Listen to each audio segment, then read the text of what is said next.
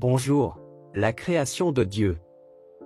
Aujourd'hui, nous réfléchirons à la parole de Jésus, « Prends ta croix et suis-moi », une étude importante pour comprendre comment sauver ta vie.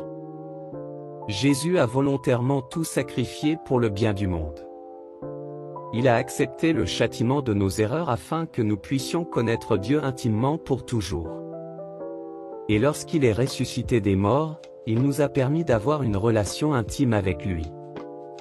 Jésus a fourni un moyen de le connaître, mais nous devons décider si nous devons le suivre ou non.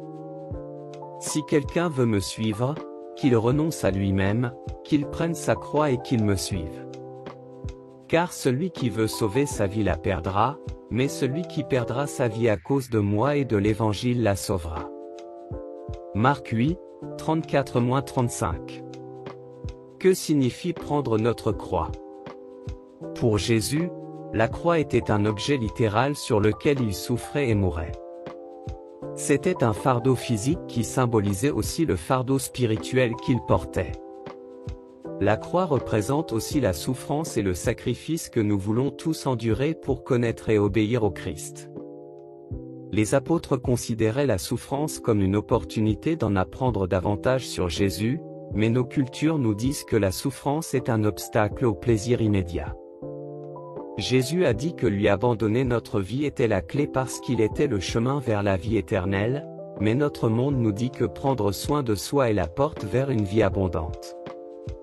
Prendre notre croix signifie renoncer à notre droit de vivre comme nous le souhaitons. Cela signifie laisser Jésus déterminer le chemin de notre vie et faire de lui ce que nous recherchons par-dessus tout. L'ironie est que si nous refusons de prendre notre croix et de suivre Jésus, nous souffrirons quand même. Nous continuerons à rencontrer des difficultés. Mais en fin de compte, nous renoncerons également aux dons éternels que Jésus nous offre en échange d'une joie et d'un réconfort temporaire. Prendre notre croix est un acte que nous accomplissons de ce côté-ci de l'éternité. Mais un jour, nous serons ressuscités et nous aurons une nouvelle vie, une vie sans tristesse, sans souffrance, sans mort ni douleur. La vie éternelle en présence de Dieu, telle est la promesse que Jésus nous fait lorsqu'il nous demande de le suivre. C'est la vie que nous espérons lorsque nous abandonnons notre vie pour Jésus. Maintenant prions. Jésus, je ne veux pas passer à côté de l'essentiel en me concentrant sur des choses momentanées. Alors s'il vous plaît, aidez-moi. Quand je suis fatigué, s'il te plaît, renforce-moi.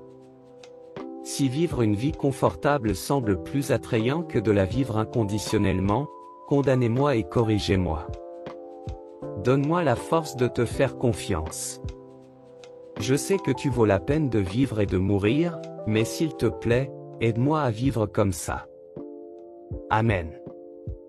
Inscription. Cela vous donne l'opportunité d'entrer en contact quotidien avec Dieu par la prière. Que Dieu vous bénisse ainsi que tous ceux que vous aimez.